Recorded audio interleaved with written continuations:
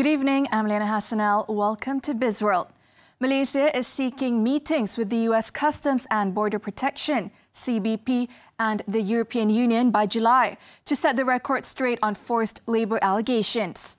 Plantation Industries and Commodities Minister Datuk Zuraida Kamarudin said this was to address the fallout from withhold release orders issued by the CBP to FGV Holdings and Saimbabi Plantations in 2020. Tuduhan-tuduhan yang mereka buat dan juga untuk memberikan penjelasan kepada mereka tentang terms atau terma-terma yang mereka tafsirkan berlainan dengan kita. Jadi bila ada engagement ini, kita boleh memberikan mereka kefahaman. Zuraida hopes the sessions would help reduce the pressure following allegations regarding the national palm commodity. Meanwhile, the value of commodity exports rose 5% to 31.6 billion ringgit in January and February. Palm oil contributed more than 60%, followed by rubber, wood, cocoa and pepper.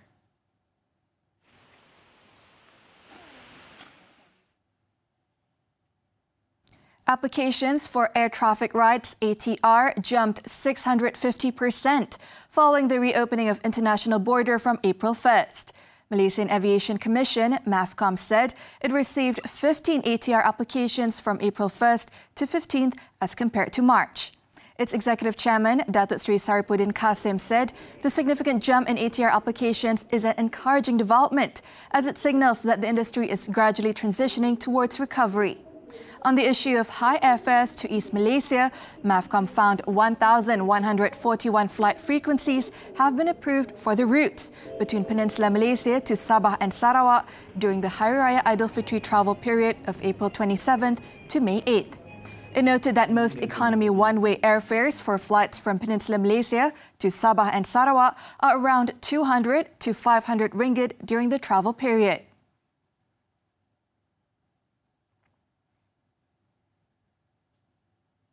Touch 'n Go Group has launched the upgraded Touch 'n Go card, which allows users to top up their cards via its e-wallet application.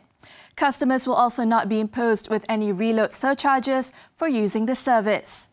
The Touch 'n Go upgraded card is now available for purchase on its e-wallet application, as well as at selected retail locations nationwide. However, supply is expected to be limited due to the current global chip shortage, coupled with a high demand from customers.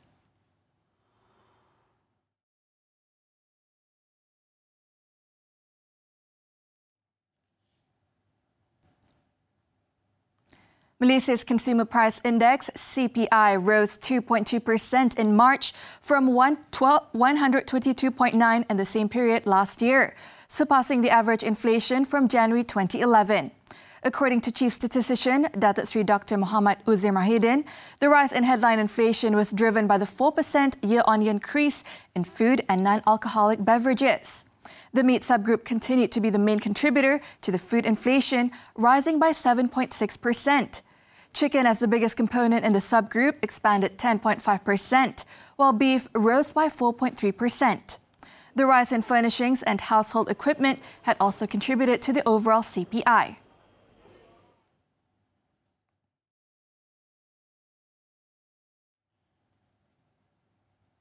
The ringgit passed 4.3 against the US dollar for the first time since May 2020, after the exchange rate depreciated to its weakest level at 4.308 this morning. In an economic report, Bank Islam Malaysia said this could be quite alarming, especially when the US Federal Reserve and other major central banks are expected to raise their benchmark interest rate at a rapid pace. At the same time, foreign funds were net sellers recently, implying investors were shifting their portfolio allocation away from Malaysia. Having said that, Bank Islam are still keeping its year-end target at 4.15 on account of higher commodity prices, which will help to improve government fiscal space. Additionally, the reopening of international borders will increase tourism receipts.